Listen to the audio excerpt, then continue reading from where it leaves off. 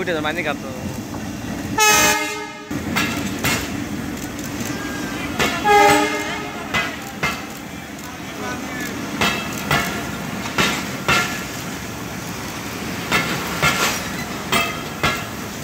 প্রিয় দর্শক, আপনারা জানেন যে ঘূর্ণিঝড় রিমাল বাংলাদেশের উপকূল সহ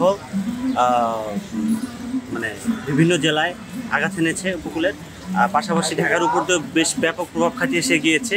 তবে ঘূর্ণিঝড় রিমালের প্রভাবে ঢাকা সহ দেশের বিভিন্ন জায়গায় জলাবদ্ধতার সৃষ্টি হয়। ঢাকা শহরেও বিভিন্ন সড়কে জলাবদ্ধতার সৃষ্টি হয়। পাশাপাশি ঢাকার রেল লাইনও ডুবে গিয়েছে, আপনারা দেখতেই পাচ্ছেন। গতকালকের বৃষ্টিতে পাশের রেল লাইনটি এবং এই রেল লাইনটি দুটোই পানির নিচে ছিল।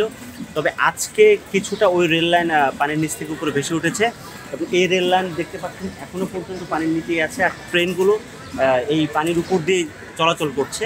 তো বর্তমানে মালিবাগ এলাকার এই রেল লাইনের চিত্রগুলো আপনারা দেখুন।